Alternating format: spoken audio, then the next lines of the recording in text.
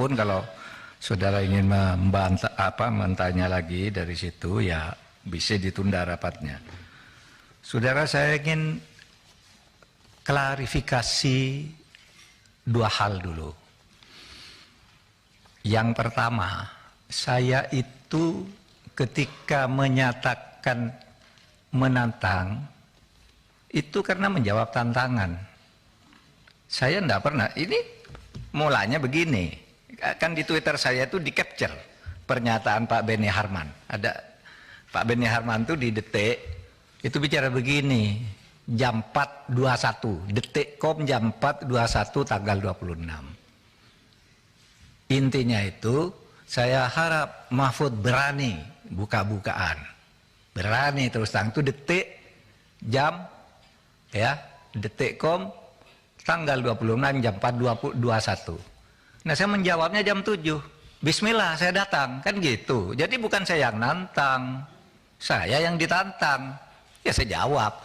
Jadi jangan dibalik gitu. Masih ada kan di Twitter, dilihat. Saya tuh kan mengcapture Pak Beni, bukan saya yang mulai. Saya enggak, saya diam aja. Tapi ditantang gitu kan, ya datang, harap datang juga Pak Arteria, Pak Arsul, karena ini kan yang terus terang pada waktu bicara keras, saya katakan mengancam, kan ada di video. Saya ingatkan Ketua PPATK, ini berlaku bagi Menteri, bagi Menko. Ancaman hukumannya 4 tahun. Kenapa? Karena satu, ngumumkan ke publik nggak boleh. Saya bilang, saya siapa yang ngumumkan? Ngumumkan itu kan ada ukurannya, identitas, iya kan? Identitas akun kan itu ada ukurannya. Ngumumkan, saya ini ngumumkan agregat. Nah, satu, kalau soal agregat sudah tidak sepakat, tetapi itu bukan membocorkan. Nah, kalau karena misalnya Ketua PPATK melapor ke saya, lalu disalahkan, ya, kemudian saya mengumumkan itu secara agregat. Ini si Ketua, jangan nanti dulu Arteria, biar beliau jawab sampai jam 11. Kita nggak ada interupsi. Ya, oke. Kalau karena jam 11 lagi.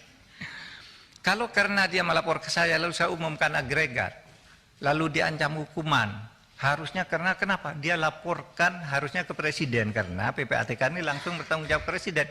Lalu saya tanya, Bin itu tiap hari laporan ke saya, memberi informasi intelijen ke saya.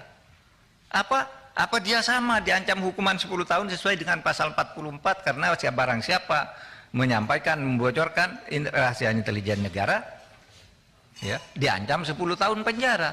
Maka saya tanyakan, bukan saya mengadu. Kalau ini laporan salah, kok Bin tidak salah? Ini saya tadi bawa contohnya. Bin itu tiap hari ngasih ke saya, dan itu menjadi bahan saya untuk menentukan, oh di sana ada apa, di sana ada apa. Tapi yang laporan Bin ke Presiden yang diberikan ke saya itu, saudara, ini tidak ada yang baca kecuali saya. Begitu saya baca, oh ini titik-titik penting, saya terus ini simpan ke tempat tertutup karena itu kan rahasia. Bin tidak ada press release ke publik, Pak. Kenapa? Bin tidak ada press release ke publik. Pak Arteria, apa tuh itu? Kalau LH-nya diekspos ke publik, beda dong, analoginya nggak sama ya. Jangan disanggah dulu. Silakan Pak Menko. Ya, LH. LHA itu bukan itu tadi, ya, identitas. Tapi oke lah, nantilah itu. Kemudian saudara, saya bicara Markus. Ya, saya bicara Markus. Ini tadi saya akan dipotong bicara Markus. Di DPR itu pernah terjadi peristiwa tanggal 17 bulan 2 tahun 2025. Namanya peristiwa Ustadz di Kampung Maling. Pada waktu itu Jaksa Agung ketika itu Abdurrahman Saleh di sidang gabungan Komisi 2 dan 3 itu dituding-tuding. Saudara jaksa baik sekali, tapi saudara seperti Ustadz di Kampung Maling. Di kejaksaan tuh kotor semua. Ini ada, nanti di googling aja, di googling. Peristiwa itu jelas. Lalu jaksa-jaksa marah, kurang ajar kamu, katanya kepada anggota DPR. Kurang ajar kamu. Kami dianggap maling, ini dianggap Ustadz. Kamu kalau ngurus-ngurus perkara, habis marah-marah gini ngurus perkara. Nitip pejabat, nitip ini. Itu kan tadi saya katakan begitu. Tapi terus dipotong.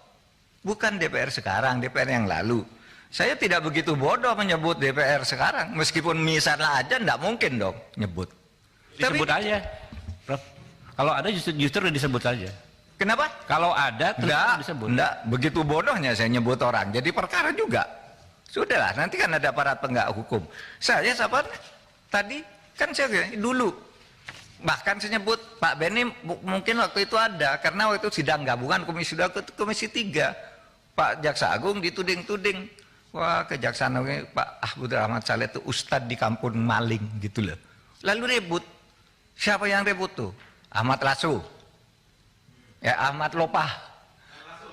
Lasso ya? Iya kan? Yang berdiri waktu itu. Kurang ajar kamu. Bisanya nih teh perkara di sini marah-marah. Lalu ada kepala kejaksaan tinggi hati, cabut sekarang juga. Lihat itu jejak digitalnya masih ada, saudara. Jejak digitalnya masih ada. Makanya saya memberi ilustrasi hati-hati, gitu, hati-hati, gitu. Oleh sebab itu saya tidak akan cabut. Pak Ketua, boleh saya ini penting ini Pak. Pak Beni, silakan dulu Pak Beni. Nah, kita mendengarkan ini waktunya mepet. Bukan, enggak apa-apa. Ini jangan, udah nanti dulu Pak Beni. Oke, Biar selesai. Sekarang saya jawab materinya.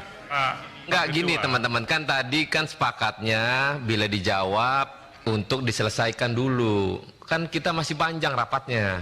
Masih ada hari esok Pak Beni. Biar konteksnya nyambung aja, baik-baik kita ngomong. Kalau nanti selalu debat, nggak akan pernah ketemu Pak. Ini rendah. Pak Mahfud instruksi Ketua. Rendah yang penting. Kalau dalam keadaan seperti ini persidangannya, Pak Ketua, izin kembali kepada tatib yang ada. Apa kata tatibnya di sini, maka itu kita jalankan. Silakan baca Pak Beni apa tatibnya. Silakan. ada. Ada. Silakan. Interupsi itu hak. Manakala nama disebut. Kan gitu Pak. Jadi, saya mau luruskan Pak. Jadi pada saat itu saya ada. Kalau Prof Mahfud masih ingat, saya yang menyampaikan Ustadz di Kampung Maling. Sudah itu disambung oleh Anhar Nasution. Ketika Anhar ngomong begitu, jaksa-jaksa pada naik pitam. Waktu itu saya masih ingat betul disampaikan, kalau Anda yang ngomong saya tahu, tapi kalau yang ini yang ngomong, kami tidak terima karena apa? Ya itu tadi yang disampaikan oleh Prof Mahfud. Saya ceritakan apa adanya. Jadi bukan mau kemang-kemang, supaya jangan ada miskomunikasi. Yang kedua Bapak Ketua Pak Mahfud, mungkin yang tadi soal itu adalah statement Pak Menko tidak dalam konteksnya. Ini yang jadi soal.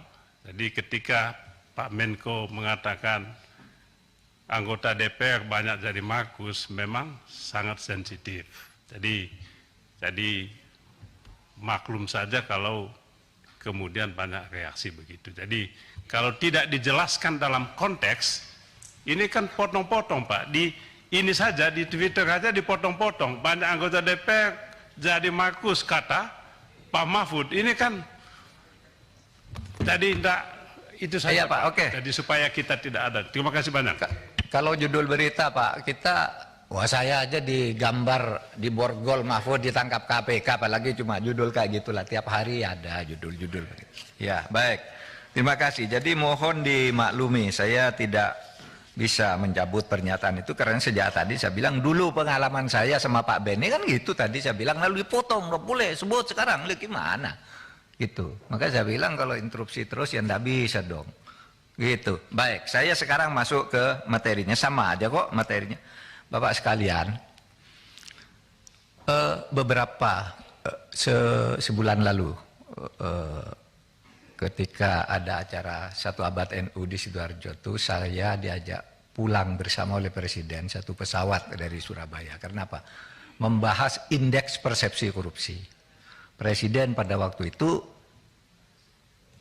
agak marah. Kenapa indeks persepsi korupsi kita itu turun dari 38 menjadi 34. Saya lapor ke Presiden, saya sudah ngundang Transparansi Internasional.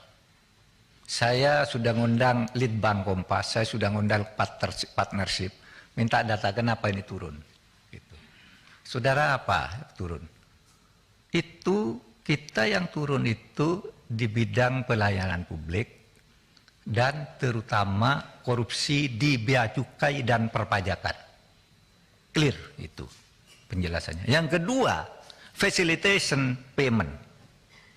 Di dalam pelayanan publik di berbagai tempat itu, orang sekarang Pak bayar, mau naik pangkat bayar ke siapa, kalau enggak punya channel itu enggak bisa. Itu transparansi internasional. Sehingga saya katakan Bapak Presiden ini masalahnya yang paling besar itu ada di situ. Lalu korupsi di mana lagi? Maaf, di DPR. Baca aja di situ. Kenapa? Wah di situ transaksi berbagai urusan juga banyak di situ karena banyak yang berfungsi ganda, punya profesi di luar, menjadi anggota DPR. Untuk menghidupkan profesi luarnya, menggunakan kedudukannya sebagai anggota DPR. Itu clear. Saudara kalau tidak percaya undang saja, itu transparansi Indonesia. Gitu. Nah, itulah sebabnya saya tuh sejak itu lalu ini pajak dan bea cukai ini masalah. Sehingga kalau saya kok punya latar begitu ada kasus Alun, lalu tiba-tiba mula-mula ditetapkan apa nih? Pasal 351. Loh, kok pasal 351? Saya nengok anaknya. Mau pasal 51 itu kelalaian lah itu, bukan penganiayaan. Hukumannya ringan sekali. Lalu saya datang saya minimal 354, 355. Gitu. Karena semua orang tahu menghajarnya luar biasa, lalu muncul tentang kekayaan ini. Muncul tentang kekayaan 56. Oh kok kaya banget gitu. Besoknya ditemukan lagi 500. Lalu saya minta, coba saya minta. Itu ada kasus enggak di PPATK kok orang kayak begitu? Gitu. Nah itulah yang terjadi saudara. Jadi kalau latar belakangnya kenapa Alun? Lalu sesudah itu ditemukan lagi begitu banyak. Dari situ saya minta rekap. Jadi saya yang minta rekap kayak ini. Nah, inilah rekap yang saya sampaikan tadi. Ya, saudara, data ini clear valid. Tinggal pertemukan saja dengan Bu Sri Mulyani. Tidak ada data yang beda. Cuma Bu Sri Mulyani itu menerangkannya begini. Kalau PPATK itu kan rombongan nih. Misalnya Rafael, itu kan ada rombongannya. Nah, ketika diperiksa oleh Bu Sri Mulyani, satu yang diambil. Sama dengan ini tadi. Jadi ini rombongan, namanya pencucian uang. Kalau enggak banyak ya bukan pencucian uang namanya. Kalau satu geng begitu. Kalau satu korupsi, tapi pencucian uang di belakangnya itu loh nama itu. Saudara buka nanti, mau pansus buka, ada nama-nama orang 491 orang. Apa kasusnya? Itu kan ada LHA-nya. Ada di situ. Maka bagi saya gampang kok masalah ini. Undang Bu Sri Mulyani, cocokkan. Ini datanya PPAK, hanya beda menafsirkan. Seperti yang kasus 189 itu. Itu kan 15 entitas. Bea cukai. Tapi pertama Bu Sri Mulyani tidak tahu. Bu Sri Mulyani tidak tahu. Buktinya apa? Tanggal 14 dia baru menjelaskan itu. Ya. Nah, ini hasil analisis untuk satu nomor loh. Satu nomor tuh hasil analisisnya begini. Kalau sampai 300 nomor berapa mau dibawa ke sini semua? Tapi saya jamin Anda semua dapat nih uraian faktanya. Tadi sudah saya tayangkan di situ. Itu benar. Dijamin 100% benar. Nomor ada tanggalnya kok. Cuma kenapa? Yang saya katakan tadi, kalau kita semua dinengakuan pencucian uang, sampai kayak apel begitu, lalu diambil satu oleh Bu Sri Mulyani. Oh ini pajak. Lalu karena lo kok perusahaanmu banyak sekali, lalu pajaknya yang dihitung bukan pencucian uangnya, bukan pencucian uangnya. Kan gampang nih mempertemukan dengan Bu Sri Mulyani kayak gitu, gampang banget. Nggak ada data yang berbeda. Kok siapa datang? Kok datanya berbeda? Udah ada yang berbeda. Menafsirkannya yang beda. Menafsirkannya yang beda. Nanti lihat aja di sana. Penafsiran. pada satu rangkaian ini. Oleh sebab itu saya tadi lihat Pak Tobas di TV, itu betul sudah clear bagi dia. Ini kan sudah ada 3 kelompok dan setiap kelompok itu ada ininya. Nggak ada yang beda. Kenapa kok seperti serem sekali terjadi permusuhan? Nggak ada permusuhan antara Menko Polhukam dengan itu. Nggak. Saya bantu Bu Sri Mulyani. Ya, saudara tinggal aja. Sudah tinggal cari aja. Ini di data yang saya sampaikan nih. Ini ada semua kok ini nih. Saya kasih nanti. Pak Menko, sebentar. Belum Pak dikasih. Arteria, kalau mau kasih Pak Arteria. Tadi Pak Menko mengatakan datanya Bu Sri Mulyani tidak benar. Itu Wah, saya jelaskan sekarang. ya sebentar Pak, saya mau nanya ya. Kemudian data primernya sama.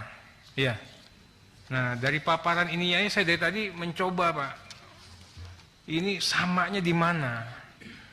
Dari 3,3 dapat ke 35. Ya kan? Kemudian juga apakah 3,3 dan 35 itu karena tidak melakukan penghitungan atas perusahaan cangkang. Misalnya, saya coba begitu tuh. Jangan-jangan. Oke lah, makanya saya jelaskan, saudara. Makanya saya jelaskan, ini sudah kurang 16 menit. Datanya yang ini, karena kami yang mengeluarkan. Ya, nanti saudara boleh ambil ini. Ini datanya, kami yang mengeluarkan. Tidak mungkin beda dari ini. Kalau beda dari ini palsu. Pasti palsu kalau beda dari ini. Pasti, karena kami sudah mengeluarkan di tanggal sekian tahun 2009 sampai yang terakhir itu. Nah, Itu datanya rekap atau dokumen itu, Pak? kenapa? Itu rekap itu. Rekap dokumennya, sudah kena rekap, saudara cari dokumennya di nomor surat sini saya mau lihat. Nah, dokumennya Ada dokumennya? Ada dokumennya di kantor Menko ada, di kantor saya ada. Terus bagaimana? Kita kok selalu dibenturkan dari seluruh pertanyaan judul. Nah, ada. Saudara. Ya, interupsi sedikit Pak. Pak Mahfud, mohon izin Pak. Saya Pak, ini lama-lama saya masih banyak mau jawab nih. Ntar nanti aja. Minta izin Pak. Minta izin saya. Saudara, tadi ada yang bertanya, kenapa sih Pak Mahfud tuh baru sekarang kok baru ngomong sesudah 14 tahun. Saya baru jadi Menko 3 tahun. Dan baru saya tertarik untuk membuka ini.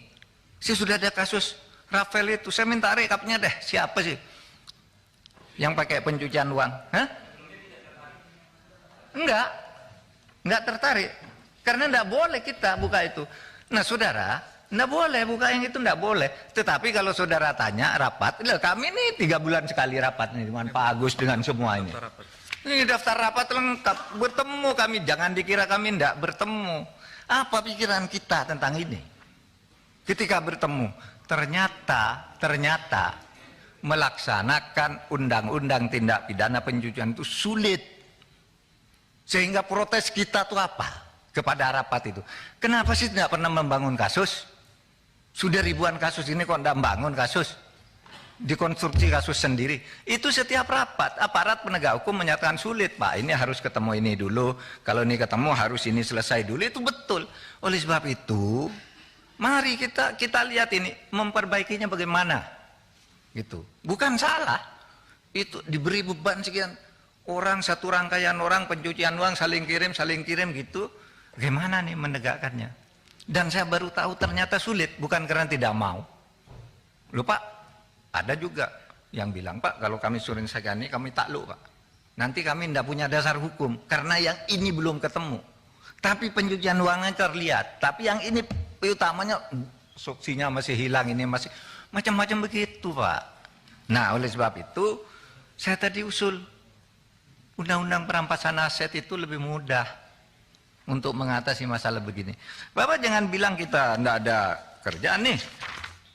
Kami selama saya di situ berhasil mengumpulkan uang menyelamatkan daftar rekapitulasi sukses story penanganan kasus 1.492 triliun. Ada daftarnya nih. Mulai dari ACT, Asabri, BEC, Indosurya, Jiwasraya, judi online, Lukas NB, LH dan seterusnya. Jangan dibilang tidak ada hasilnya. 1.490 hampir 1.500 triliun. Itu untuk semua kasus TPPU. Kenapa? Untuk semua kasus TPPU atau khusus TPPU. khusus di Menko? Iya. khusus di TPPU Kemenkeu. mesti kalau PPATK yang ngomong tidak bukan lain pasti TPPU. Bukan PPATK pertanyaan itu saya. kalau ngeluarkan surat kalau bukan TPPU itu udah ada kerjaan namanya. Itu maksudnya Pak Mahfud, itu maksudnya TPPU di Kemenku atau di tempat lain juga? Nah, ini di tempat lain. Oh, Oke. Ada juga Kemenkonya nih pajak. Apa saja itu, Pak? Pajak SSO 14 triliun. Ada juga banyak ya. Pajak EH dan sebagainya banyak, narkoba. Ini Pak.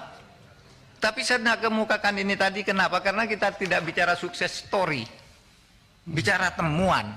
Karena ada kasus. Itu. Nah, baik. Pak, ini Saudara Pak, sekalian. Pak Mahfud, itu uangnya ada enggak nyata itu uangnya? Kenapa? Uangnya ada itu. Lah ini putusan pengadilan Pak. Iya, uangnya maksud saya, ini case, ini kasus. Lah iya dong putusan pengadilan. Maksud Terus saya, kita nggak ngitung. Putusan pengadilan ambil. freeze gitu.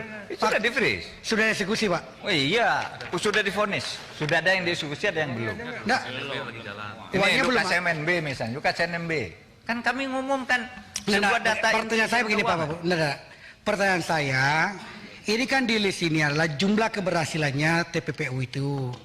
Apakah uang itu nyata sudah dikembalikan untuk negara maksud saya? Nyata karena di Sudah dieksekusi maksud saya. ada yang sudah eksekusi, ada yang belum. Ada yang belum. Lukas NMB Nah perkara itu yang saya tanya. berjalan. Oke. Itu yang saya tanya. Ada yang sudah, ada yang belum. Ya, Ya, ada itu. yang sudah, ada Kalau yang belum. Iya. Kalau Bapak-Bapak tak tanya, apakah uang sejak tahun 2009 sampai 2013 ada semua? Lah ini kan kasus. Ya semula ada di bank karena berputar terus, bisa ada, bisa bertambah, bisa kurang, bisa bertambah. Oleh sebab itu harus diusut. Gitu loh. Kok tadi berputar-putar pertanyaan gitu aja? Padahal sederhana loh. Cuma satu rangkaian anggur diambil satu lalu ini pajak katanya, padahal ini yang banyak ini bea cukai. Nah, datanya Bu Sri Mulyani salah iya. Nih, datanya nih. Surat yang asli semula tuh dikirimkan by hand yang ditandatangani orang pajak. Yang menyerahkan ini di sini kasus mengenai tadi yang 108 triliun nanti saya tinggal ini. Ini tidak bisa diserahkan dengan surat karena sangat sensitif. Oleh sebab itu diserahkan by hand. Bertanggal 13 November 2017. Ini yang nyerahkan. Ketuanya Pak Badarudin, Pak Dian Ediana, kemudian Heru Pambudi yang dari Bea Cukai, Dirjen Bea Cukai, lalu Sumiati Irjennya, kemudian Rahman Dirsa dari Irjen, Wigianto Bea Cukai. Ini ada tanda tangannya semua nih. Bahwa 2013 kasus ini masuk, tapi 2020, entar Pak, 2020 belum selesai, kita kirimi surat baru. Nah, ketika surat baru ditanya, kita ketemu sama Kementerian Keuangan, ini yang saya ralat sedikit, di situ bilang ada Bu Sri Mulyani, lalu Irjen bilang surat itu tidak ada. Bukan Sri Mulyani, yang wakil ini saya ralat. Waktu itu ada Wamenku, Irjen, dan ini, itu bilang surat tidak ada. Lalu ditunjukkan, lah ini apa? Lah itulah yang dijelaskan oleh Bu Sri Mulyani. Itu yang dijelaskan. Yang sebenarnya bea cukai, diambil satu pajaknya, yang lain dikeluarkan.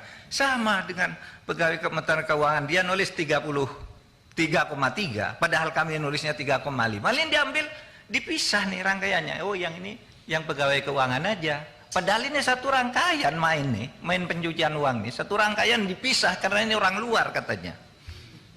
Pak Menko, tadi Pak Menko bilang surat itu boleh ditinggal ya? Boleh? Nah, nanti boleh kasih kami Pak ya? Boleh. Oke. Yang anu toh, penyerahan Surat. by hand, iya. Iya. Ini berita acara, bukan hanya surat, ditandatangani semua nih. Siap. Bahwa kasus penyelundupan emas itu, yang pelanggaran bea cukai itu, ini 2017 ditutup. Sehingga kami kirim lagi surat itu. Lalu bilang tidak ada di depan wakil menteri. Loh ini ada, baru dicari ketemu, itu yang dipakai dasar menjelaskan oleh Bu Sri Mulyani. Dan tidak ada follow up terhadap surat itu, Pak Mahfud. Sini. Tidak ada follow up dari surat itu. Surat yang ini? Tidak ada. Tidak ada follow up sama sekali. Tidak dari ada Kementerian sejak Keuangan. tahun 2017 bahkan Mesti diterangkan Bu Sri Mulyani 2 hari lalu itu, dikatakan udah selesai. Lah kami cek ke sana, tidak ada tindakan terhadap bea cukainya. Hanya pajaknya, ini tindakan bea cukai begitu banyak, lalu kok hartamu banyak, pajakmu cuma sedikit. Lalu dihitung pajaknya, suruh nambah pajak aja. Izin Pak Mahfud. Hah? Urusan pajaknya aja ini kejar dari laporan itu. Surat pajak kan pajak sedikit. Bukan indikasi TPPU-nya. Kenapa? Dilepas. Oh, oke. Izin Pak Mahfud. Izin Pak Ketua. Ya, itu 180 T itu tadi ya. 180. Berarti kan 180 T itu di luar 349. Di dalam. Kan kita nyebut 349. Lalu Bu Sri Mulyani ngambil contoh yang gede. Enggak, tadi kan Udah. Jangan diputer-puter. kan ada satu Pak Menko. Nah, teman-teman, saya ambil alih. Teman-teman, karena waktunya tinggal 5 menit, kita sudah tahu nih, sudah paham ujung dari apa yang disampaikan Pak Menko. Berkenankah kita akhiri rapat ini? Nanti kita atur rapat dengan Bu Menteri Keuangan, sekaligus Pak Menko dan PPATK. Setuju ya? Setuju. Pak Menko setuju ya? Setuju. Oke, kita akhiri rapat malam ini. Kalau setuju diketok itu. Jadi terima kasih. Wabillahi taufiq wal hidayah. Wassalamualaikum warahmatullahi wabarakatuh. Ya, ketok.